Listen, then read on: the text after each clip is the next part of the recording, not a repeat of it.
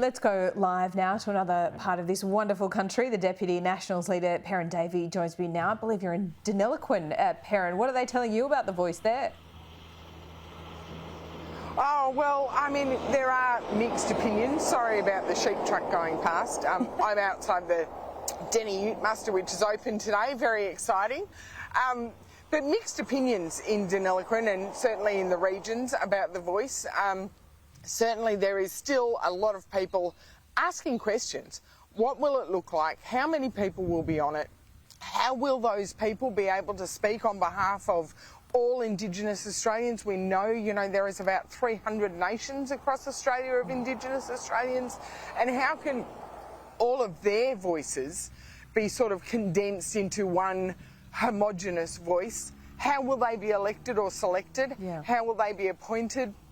So many questions, and I think that is the real reason why a lot of people are saying we're just not sure that it's right to change our constitution on an unknown, and that's one of the biggest things, and also the fact that we want to establish and enshrine basically a bureaucracy for only one portion of our nation, and that's a big concern across the community as well. Well, Noel Pearson said yesterday, no gets us nowhere. Yes is the start of a possibility. He's right, isn't he, in a sense, because the suggestion, the alternative here, and it has been suggested by those within your party, is that the bureaucrats from Canberra go out to this, what you said, 300 communities. That's just not going to happen. I don't think people believe that is realistic either. Well, I would argue that no doesn't get us anywhere. What the voice debate has done, and I guess we should be thankful for it, is it's made us really focus on where are the failings. Let's have a look at where the failings are, and let's take a different approach going forward. We don't need to change our constitution to do that. We need to change our minds. Yeah, but this is different. That's the whole point, isn't it? Well, it's different, but we can do different without changing our constitution. And I agree with Warren Mundine when he says by enshrining a voice into our constitution, we are enshrining our Indigenous people into disadvantage, and we're basically saying we can't win. Well, it's a good line. We will never. It's a good line, but I'm not sure whether that is true, because for decades we've failed Indigenous people, successive governments, including your own.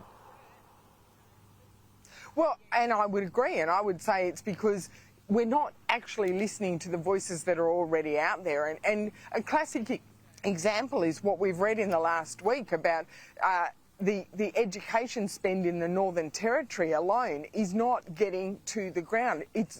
They're spending millions of dollars on education in the Northern Territory for a massive bureaucracy, but the kids don't have schools. And the Albanese government themselves have actually cancelled plans and taken away funding for Indigenous boarding houses because to they're enable not performing. Indigenous kids in remote areas to go to schools. This is the whole point of the voice. Why give money to things that keep on failing?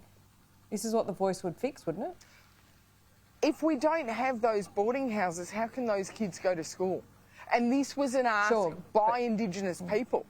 So if we're not listening to the Indigenous voices that are already coming forward with ideas, and if we're saying, well, we're just going to wait for the voice, and how can a voice of what could be 24 people, what could be 30 people, what we don't know. Is it really a big deal if it's 24 or 30 people? Those voices? Well, I mean, the Langton Karma report suggested 24 people. That's what they suggested, to have a voice of 24.